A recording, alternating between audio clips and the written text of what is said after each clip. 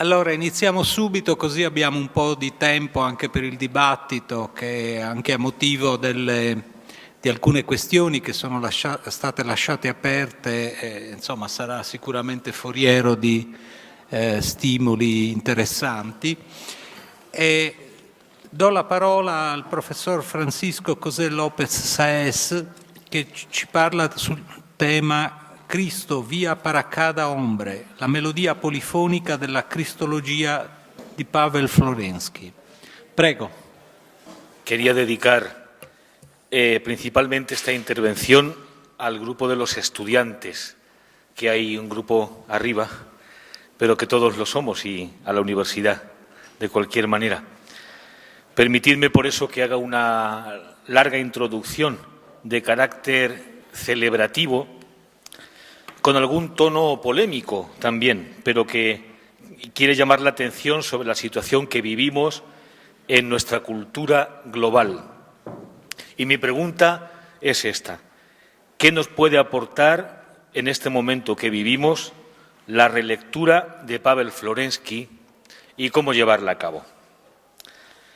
Bien, leo la introducción. Se cumple en este año el 80 aniversario de la muerte del sacerdote ruso Pavel Alexandrovich Florensky por fusilamiento en un bosque de Leningrado, tras 5 días de viaje en los trenes de la muerte junto con otros 500 detenidos. Sabemos que estamos hablando de un mártir, de alguien que todo lo que ha escrito, pensado, hablado y realizado culmina en una noche de diciembre, el 8 de diciembre, en el fusilamiento y el descenso a una fosa común. Si hubo martirio, dice Piman en su biografía de Florensky, fue en el sentido más estricto del siglo XX. Martirio anónimo, junto con otros cuerpos, sin ninguna conmemoración especial. Y yo pienso que eso es un dato que tenemos que tener muy en cuenta para buscar cuál es el centro del pensamiento de Florensky, porque, como intentaré decir, el centro coincide con ese final en una kénosis, en el punto cero, donde el hombre deja de ser hombre porque se convierte en un cadáver arrasado por la violencia, pero ahí también nace el sentido. La figura de Padre Pavel, permitidme que le llame así, no deja de sorprender. Poco a poco, a medida que aumenta el número de estudios sobre su pensamiento en diversos países, va creciendo la sensación de que a nuestra cultura y al mismo mundo les faltaría algo esencial si no contasen con el testimonio y el don total de sí de esta figura, que al mismo tiempo es gigante y humildísima. Es decir, que la semilla de lo que Pavel Florensky ha sembrado con su obra polifónica, reflejo hacia el ámbito público del espacio interior de su propia persona, está comenzando a germinar, solo ahora, comenzando a germinar, tras 80 años, que han sido muchos años de invierno, dejando ver una raíz tan profunda en el pensamiento y en la vida que apenas podemos hacernos cargo de su riqueza abismal. La figura de Pavel Florensky, como decía Valentini, es de una riqueza todavía inexplorada.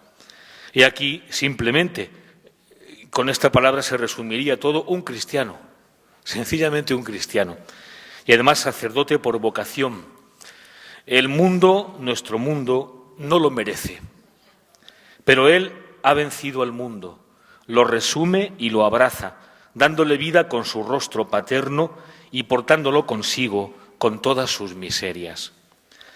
Podemos decir, empleando sus propias palabras, que Pavel Florensky, con su personalidad integral, reflejo y foco de la idea o mirada espiritual que constituye su vocación singular desde la llamada de Dios, él, este hombre, ha dado forma a nuestro mundo.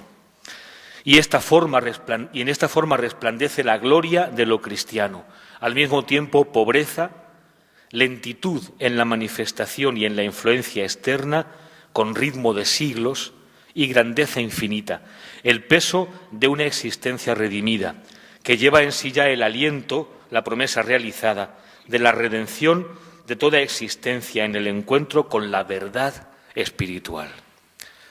Un comentario aquí sobre la verdad espiritual.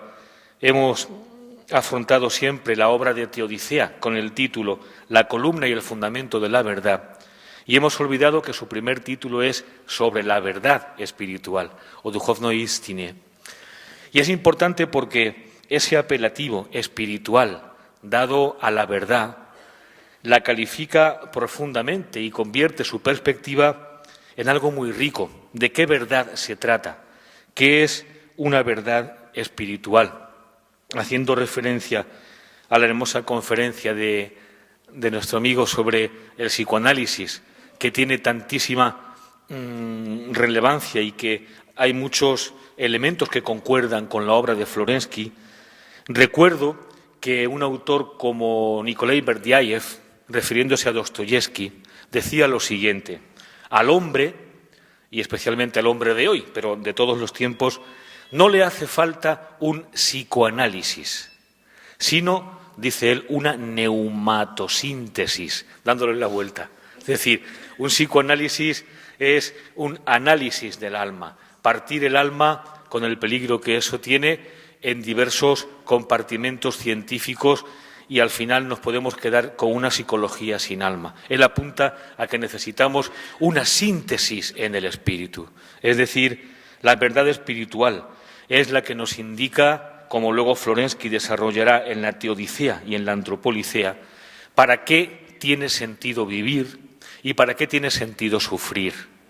La verdad espiritual es aquella en la que yo encuentro la razón de mi propio sufrimiento, cuando sé qué sentido tienen las cosas.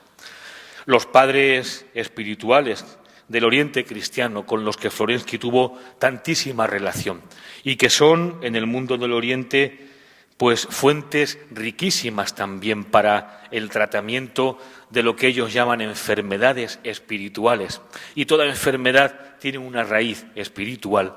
Pues bien, esos padres espirituales sabían ver la totalidad de la persona y por eso miraban a la persona desde la perspectiva de la verdad espiritual. Es decir, uno iba a un padre espiritual y era muy fácil confesarse porque no hacía falta que uno hiciera el examen de conciencia, eso que nos cuesta tanto, porque él solamente con ver los rasgos de tu rostro ya adivinaba todo lo que te había pasado.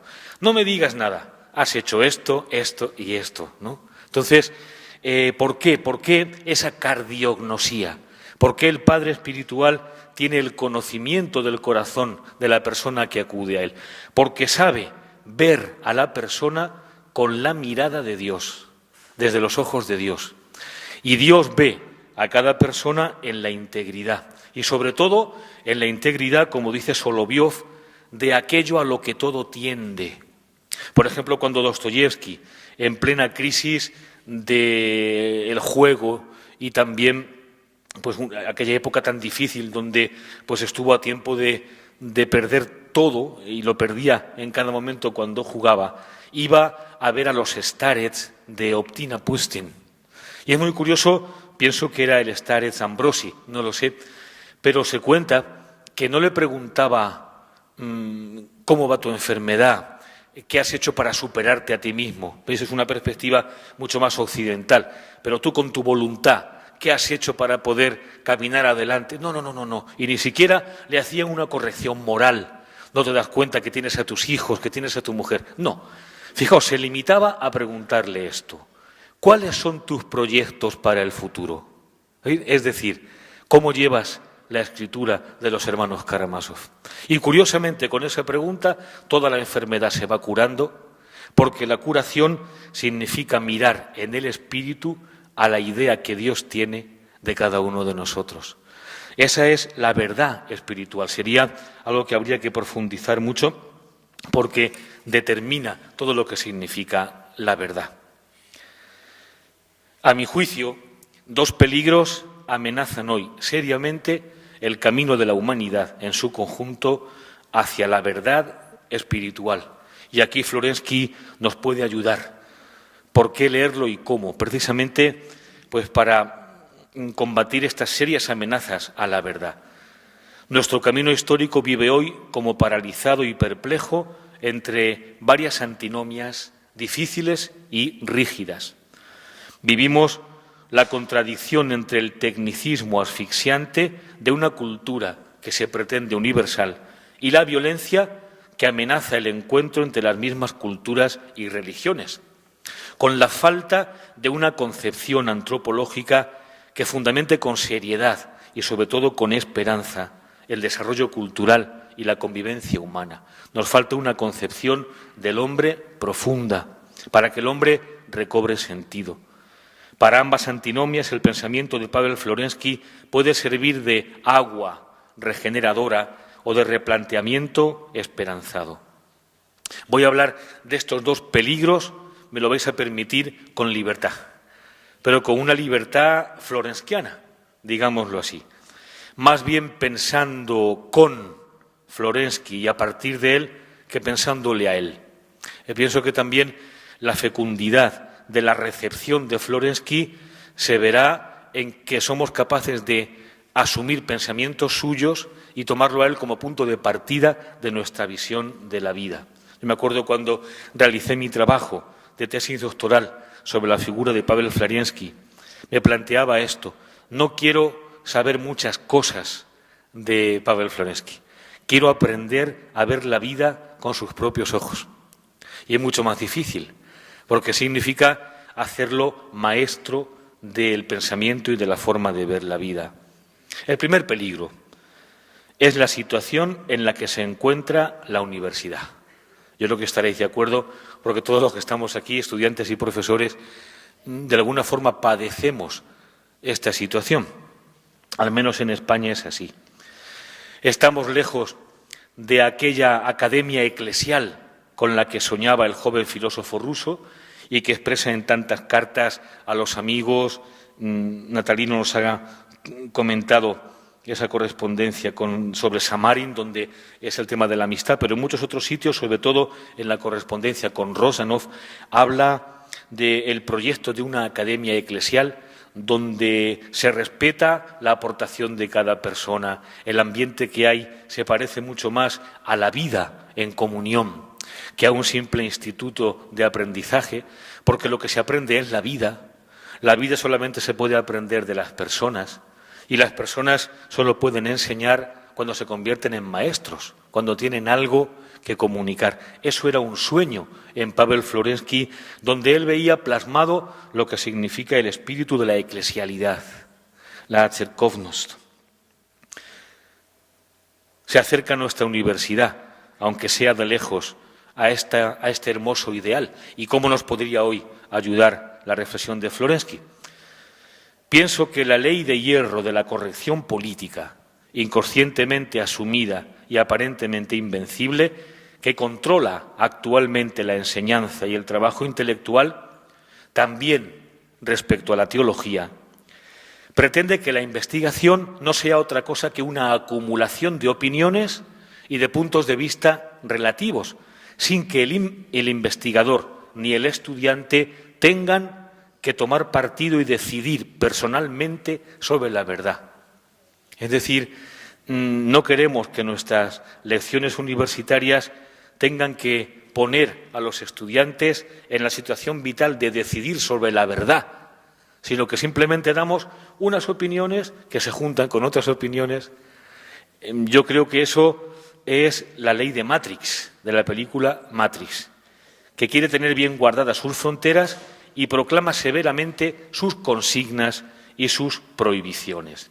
Es como si hubiese una ley en nuestra universidad. Diría esto: buscad en todas las direcciones posibles, aumentad vuestros aparatos de citaciones, pero sobre todo y a cualquier precio, protegeos de aquellos que dicen haber encontrado. Sobre todo, prohibido encontrar. Buscar todo lo que queráis, pero no encontréis. Se comprende sin dificultad que esta nueva mentira de nuestra vieja colección de evidencias culturales no criticadas proviene del miedo a la verdad. Pero este miedo y el sistema que él engendra se revelan peligrosamente esterilizantes para la teología, porque cortocircuitan precisamente la cuestión fundadora de la humanidad como tal, planteada hoy a todas las culturas y religiones. Y es esta pregunta, más allá del uso económico, de las leyes de la estadística, ¿cuál es el sentido de la humanidad del hombre? La Iglesia y la teología tienen que realizar un profundo discernimiento al servicio de la fe y de la humanidad del hombre, de todos los hombres y de cada uno de ellos, de cada persona en particular, so pena de permanecer congeladas en la glaciación general del tiempo presente. Pero Florensky, sobre todo, es alguien que ha encontrado, o mejor, que ha sido encontrado por la verdad. Él nos invita, como señala en su conferencia Dogmatismo y Dogmática, a, cito, caminar hacia la meta, incluso si en efecto parece que nos alejamos de ella, trabajar por la verdad y ser inexorables en relación con la verdad, aunque todavía no la conozcamos completamente. Perder para ganar. Todo esto exige una fe en la verdad, un amor tal por ella, que es necesario hacer acopio de todo el propio valor para no dar marcha atrás a lo largo del camino. Aunque esta frase nos puede asustar si no comprendemos qué tipo de verdad anda buscando Florensky. Porque no es la verdad peligrosa que podemos imponer como un arma a los demás, estando seguros de que somos nosotros quienes tenemos esa verdad. No es eso. Es la escuela de la verdad como vida. Y en este sentido, Florensky recoge toda la reflexión de Soloviov sobre la belleza, la bondad y la verdad, haciendo suya y reflejando esta frase en la columna y el fundamento de la verdad manifestada es el amor realizado es la belleza. Es decir, para nuestro autor, una verdad que no tuviera belleza simplemente no es verdad. Una verdad que carece de belleza profunda, de armonía, no es una verdad vivible por el hombre. Igual que una bondad que tampoco tenga belleza es solamente una norma moral válida para todos, pero para nadie. Porque la bondad solamente llega a ser buena si transforma interiormente el corazón y transforma cuando la bondad está resumida en la belleza. No hay verdad ni bondad sin belleza, pero también al revés, no hay belleza ni bondad sin verdad. Esta verdad es la que quiere Florensky buscar con todo el corazón. Y es muy curioso el camino que propone para buscar esa verdad. Porque nosotros no haríamos ese camino, no se nos ocurriría nunca. Es el camino de combatir con la verdad, luchar con la verdad. ¿En qué sentido? Normalmente no nos damos cuenta de que cuando tenemos enemigos nos parecemos muchísimo a los enemigos con los que luchamos. Basta con que haya una guerra o un antagonismo para que, según la ley de ese deseo mimético de René Girard, un enemigo se parezca al otro. Solamente hay una cosa contra la que podemos luchar y es la verdad, dicho así. Solamente podemos luchar con Dios, porque de esa manera se nos pegará, nos pareceremos a aquel contra el que combatimos. Y por eso en tantísimas ocasiones Florensky habla del combate con Dios al modo de Jacob. Es decir, la lucha de Jacob con el ángel. No es simplemente un elemento que adorna a partir de la Escritura sus reflexiones, sino que es un elemento central. La teodicea y la antropodicea son un combate del hombre con Dios y un combate de Dios por el hombre, en una lucha tal que Dios y hombre acaban transformados el uno en el otro. Solamente merece la pena en el mundo luchar con Dios, porque todo lo demás al final va a hacer que nos parezcamos a aquello contra lo que combatimos. Podemos pensar, y muchas veces lo hacemos, que la verdad es lo contrario del error, y no es así. La verdad no es lo contrario de nada.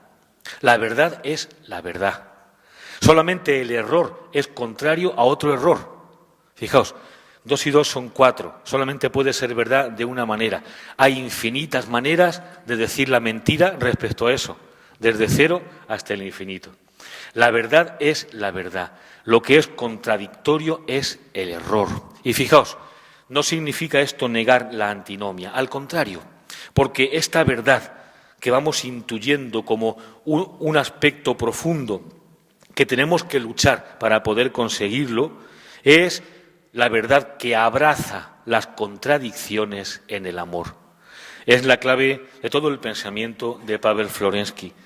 Solamente merece el nombre de verdad y por eso podemos luchar con todas las verdades hasta conquistar la verdad que se muestre tal. ¿Y cuál es esa verdad? La que puede abrazar en el amor todas las contradicciones de la vida en una síntesis, y ya vais a intuir que esta verdad solamente puede ser, primero, una verdad religiosa y después una persona. Solo hay una persona que abrace, digamos, crucificadamente todas las contradicciones de la vida en el amor. La verdad es Cristo Jesús en persona.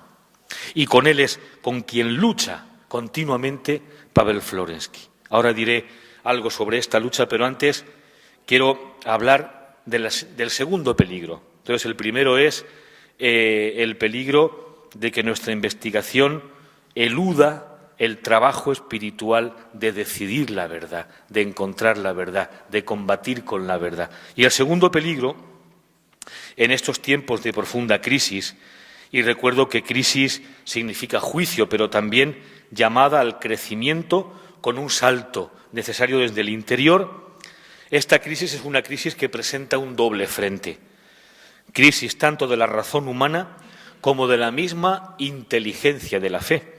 Quizá las dos crisis se han unido por la primera vez en el decurso del tiempo ya largo de la cultura humana. Y en este sentido nos encontraríamos ante la primera crisis verdaderamente cristiana de la historia del mundo. Quizá por primera vez un kairós de importancia escatológica que nosotros llamamos, con un lenguaje un poco agotado, nueva evangelización. Es mucho más que eso. Es un momento de superación profunda en el camino del hombre en su encuentro con la verdad espiritual y consigo mismo, abrazado por la verdad espiritual. Se habla mucho de la muerte de Dios y de la muerte del hombre, de manera que ya casi no lo ponemos en duda.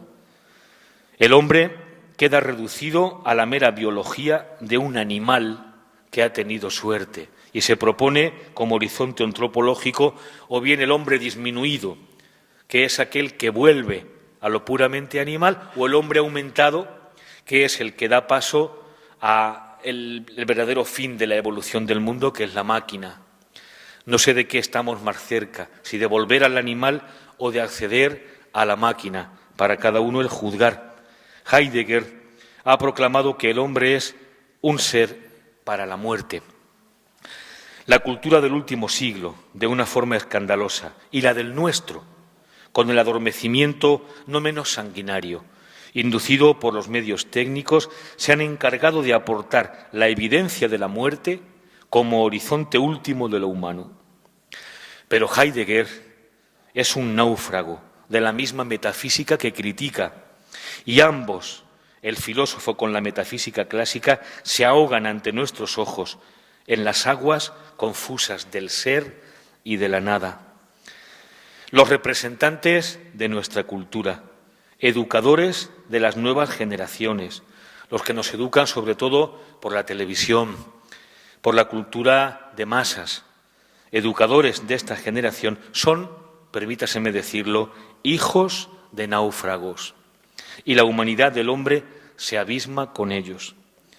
La crisis del momento presente es una crisis de referencias cognoscitivas. Es más, la vía cognoscitiva en cuanto tal parece haberse agotado e inauguramos el tiempo de lo simbólico, de lo relacional. ¿Cómo podría ayudarnos Pavel Florensky a salir de esta crisis? En la página siguiente, en la 4. Fijaos, lo ha señalado ya Natalino también. Para él, la actividad del culto no es simplemente un aspecto parcial del ser humano, sino que el culto constituye, dice Florensky, el prius de la sustancia humana, aquella actividad por medio de la cual y en cuyo desarrollo el hombre llega a hacerse por primera vez un ser humano. Es decir, la semilla de lo humano que tenemos que reconstruir frente a todas estas concepciones antropológicas deficientes está en el culto.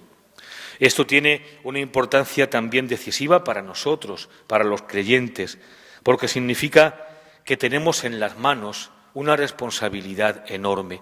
No podemos celebrar los sacramentos, educar en la fe, como quien hace simplemente la transmisión a un grupo cerrado de un saber tradicional.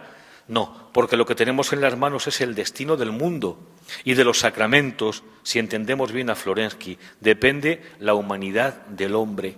Tenemos que afrontar el estudio de los sacramentos en su perspectiva como un estudio de lo que hace hombre al ser humano. Y en ese sentido, esa gran obra de la filosofía del culto está aún por explorar.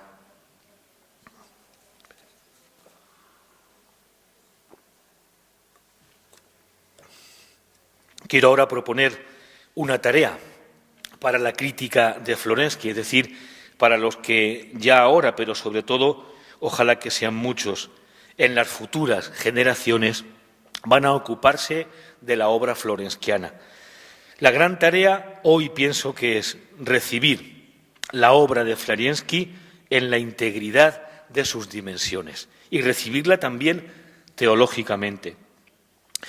Para que el pensamiento polifónico del autor ruso pueda dar forma a las antinomias del presente, es necesario que la crítica de su pensamiento se encamine cada vez más a un trabajo de síntesis. Estamos ya preparados para afrontar esa síntesis.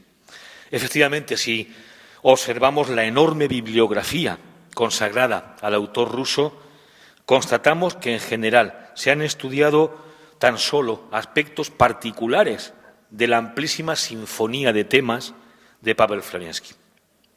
Pero es importante, si queremos que el pensamiento de nuestro autor desarrolle toda su fecundidad para el presente y el futuro y sea recibido verdaderamente por la teología occidental, hace falta, captar la unidad íntima de todo su proyecto. Como en todo gran pensador que ha pensado muchas cosas, hay un punto simple que atrae como un imán todos los temas y los despliega en su polifonicidad. La dificultad estriba en que, si bien los puntos cardinales que hacen de la reflexión de Florensky una obra unitaria están bien perfilados en los momentos precisos de sus escritos, sean científicos o de carácter personal, estos puntos aparecen en forma de semilla. Es decir, Florensky no es un sistema impuesto al lector desde fuera, sino más bien una invitación a unir creativamente los diversos puntos con la propia interpretación de la partitura escondida. Pero para ello, antes tenemos que descubrir la partitura. Es una partitura maravillosa, pero tenemos que escucharla en su integridad y después interpretar. Interpretar es algo muy creativo, es lo que hace el director de orquesta dando vida con todos sus dones personales a una partitura que ya está hecha. Considero que tomarse en serio a Florensky, y esto es el paso que aún queda por dar, tanto en Occidente como en Rusia. Tomárselo en serio significa adentrarse en la totalidad de sus caminos y repetir interiormente, como discípulo, el itinerario de ascenso y descenso en la propia mente y en el propio corazón. El recorrido por la integridad, repito esto, integridad de la obra florenskiana, como por una maravillosa sinfonía, deja en el alma la presencia de una belleza paradisíaca. Y pienso que son testigos de esto los que se han dejado conducir por los meandros de esta obra con un corazón abierto. Los desarrollos filosóficos e incluso científicos de Florensky curan las heridas y traumas del alma con el bálsamo de la verdad. Transforman espiritualmente al lector desde dentro y uno se ve invitado a descender y subir a todos los ámbitos, desde la gehenna del pecado a la eternidad del amor trinitario, donde la persona es cobijada en plenitud en la memoria y el paisaje de la vida divina desbordante se manifiesta como patria definitiva de lo humano. Me hago una pregunta. ¿Es posible señalar un centro que reúna como un imán el amplísimo espectro de los temas que el Florensky abordó en su actividad literaria y científica? Silvano Tagliagambe ha señalado con razón el peligro de reducir a una voz monocorde una producción caracterizada esencialmente por ser polifónica. Y dice, lo cito, precisamente en virtud de este aspecto dominante de su obra, todos los intentos de reducir la complejidad de su pensamiento y de redimensionar de algún modo aquella multiplicidad de voces y de niveles de comprensión que lo distinguen, siguiendo una voz de modo privilegiado o incluso exclusivo, corre el riesgo de hacer perder de vista la estructura global y privar al intérprete y al lector de aquella rica y sutil articulación ligada a la polifonía que tiene su origen en la capacidad de hablar en muchas lenguas en vez de en una sola. Y pienso que si pudiésemos encontrar un tema que fuese central en esta maravillosa sinfonía de Florensky, tenía que ser justamente un tema que estuviese ligado a la polifonía, que no hiciese perder de vista la estructura, ni privase de ninguna manera a los temas singulares de su propia vida. ¿Hay algún tema que pueda convertirse en esto? ¿Hay algún ámbito que pueda servir de foco de la realidad global? ¿Hay alguna realidad que al mismo tiempo pueda unir en sí misma las características divididas de la intuición y del discurso? ¿Hay alguna realidad en la que la antinomia que está en todo el pensamiento de Florensky esté agudizada hasta un grado máximo y al mismo tiempo reconciliada desde arriba, desde lo ideal, desde lo más grande? ¿Hay alguna realidad en la que la antinomia entre la potencia y el sentido pueda estar también unida y abrochada entre la carne y el espíritu? ¿Conocéis alguna realidad donde lo divino y lo humano están tan íntimamente unidos que se convierten en la ley del símbolo por excelencia? No hace falta que diga cuál es esa realidad, porque todos estáis imaginando que es Cristo, que es Cristo. Vamos, efectivamente, Cristo es no uno más de los leitmotive de la producción de Florensky, aunque fuera entretejido de manera polifónica, sino que la polifonía entera de Pavel Florensky, en su vida y en su pensamiento, es posible o ha de entenderse como una invitación al juego musical de la entera complejidad de lo real, para que resonando cada cosa en su propio nivel de realidad, todo, absolutamente todo, desde los objetos del culto hasta las algas, desde la temperatura del aire hasta las limaduras de hierro, desde las palabras de la filosofía hasta la electricidad en los cables, todo absolutamente llegue a conjuntarse, aunque sea cacofónicamente, y esto es también típico del estilo ruso que Florensky asume. Él dice que quiere escribir una melodía cacofónica,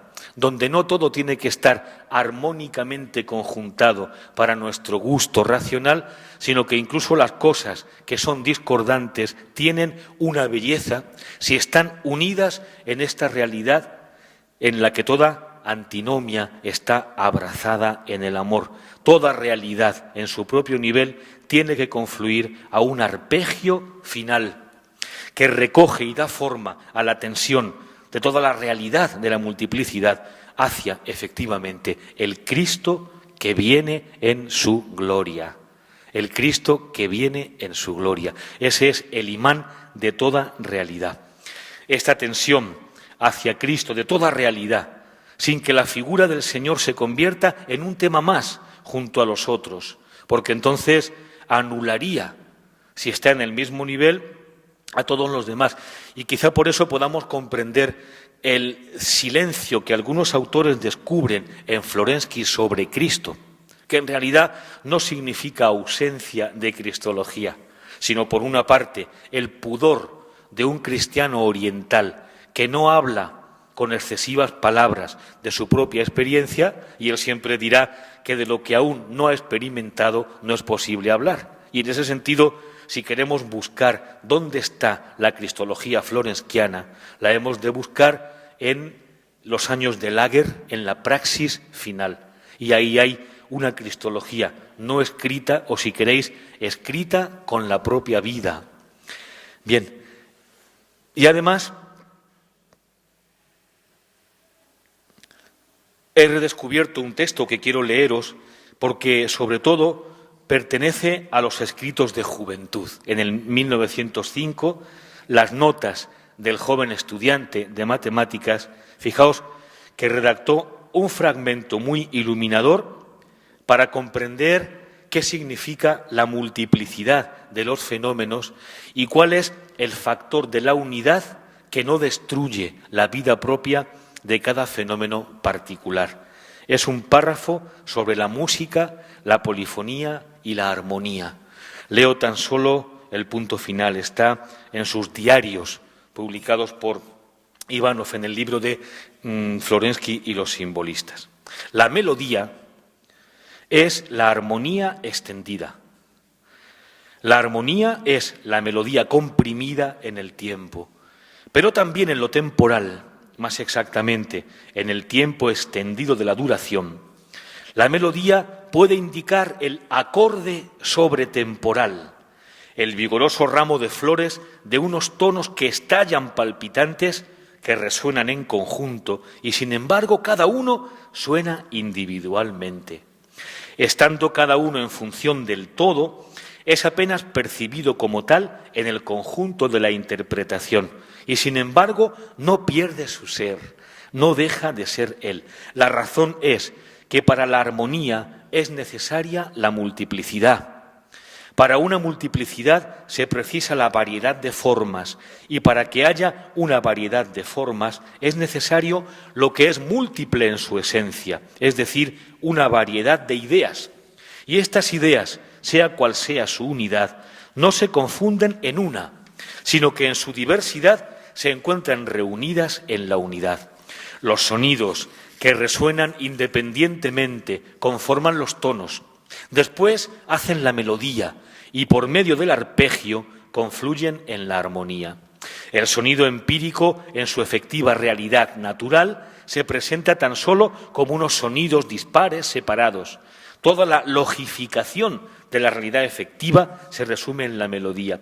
Es posible que nosotros, en este momento, estemos en el período del arpegio, en aquel momento en el que estalla el coro de múltiples voces en un acorde único. Ya no existirá el tiempo, Apocalipsis, pero este no existirá. No hay que entenderlo en el sentido de la ausencia del cambio, sino en el sentido de la ausencia de fragmentación, porque el cambio y la contigüidad de los elementos fragmentarios no están en absoluto unidos en sí por vínculos necesarios. El síntoma, termino de este texto, de la vida infinita es el tiempo sin fin, un tiempo pleno, esquema de una actividad interior plena que resuena con múltiples voces. La melodía que sostiene toda la polifonía florenskiana es así, sin duda alguna, la figura de Cristo, clave musical de la vida infinita, luz de toda realidad, la verdad en persona. Él es un acorde sobretemporal que convierte la polifonía cacofónica del tiempo empírico en un arpegio anticipador del acorde final. Termino solamente apuntando que habría que estudiar qué significa ese camino emprendido por Florensky para descubrir a Cristo como vía para cada hombre, que es justamente la plasmación de esa intuición en las vías del conocimiento de Cristo, pero solamente quiero terminar con una citación y un pequeño comentario de una carta de Padre Pavel desde las Islas Solovki, en la página 14. Con toda la sorpresa y la maravilla de este tema musical en Florensky, el que siempre había intentado descubrir la resonancia interior de todo, la concordancia polifónica de un tema con otro, la vida entendida como relación de la idea con toda la realidad de la manifestación. La vida es música, movimiento interior. ¿Qué nos dice sobre su estado interno esta expresión en esta carta? Fijaos, un conocido, es una carta a su madre, me pregunta por qué no escribo ya nada sobre los sonidos aquí en la Solovki y hablo en cambio tan solo de los colores y de las formas. Responde, porque aquí todo está sin sonidos, como en los sueños. Es el reino del silencio. Naturalmente, no a la letra, porque hay más que abundancia de todo tipo de ruidos molestos y vienen ganas de encerrarse en alguna parte para permanecer en silencio. Pero el hecho es que aquí no se escucha el sonido interior de la naturaleza, la palabra interior de las personas. ¡Ah, qué curioso! Si precisamente él siempre ha querido escuchar el sonido interior de la creación y de las cosas, ese es el motor de su búsqueda y la palabra interior en el amor de cada persona. ¿Qué es y qué representa este lugar donde las personas no tienen palabra interna, son pura exterioridad y las cosas no tienen sonido interior, son una mera objetividad también exterior? Está en el infierno. Es además el mismo reino del silencio que él describe como lugar de unos sueños pasajeros sin sujeto en la carta sobre la Gehenna. Termino haciendo reflexionar sobre esto. Nos planteamos con Florensky y más allá de Florensky, el último acto de Cristo en su vida terrena es también un descenso a la muerte y al abismo de la violencia. ¿Qué significa que Cristo, la melodía universal, descienda a esta fosa común de la humanidad sin más? ¿Y cómo regenera desde este último acto kenótico a la humanidad? Si Florensky escribe la última clave de su cristología en este reino del silencio como un acto kenótico, la misma muerte de Pavel Florensky nos dice mucho sobre la teología de Cristo, sobre quién es el Señor y por qué toda la melodía universal se concentra en el silencio de la muerte para abrir el mundo nuevo del sentido y de la esperanza. ¿Qué significa la misión de Padre Pavel en puro seguimiento del Señor, enterrado en esta fosa común, en el momento preciso del mayor escándalo humano de la historia, el corazón del abismo negro del sufrimiento del siglo XX? Podemos decir que Padre Pavel, en su muerte, asume la victoria de la inocencia como testimonio de la humanidad plena de cada hombre, de cada uno de nosotros, en el hombre ideal crucificado. La praxis final de la santidad como luz en la sangre, sangre que en este testimonio final, como dice Florensky en el ensayo sobre los testigos, es una sangre que habla ella misma sobre la verdad. Muchas gracias.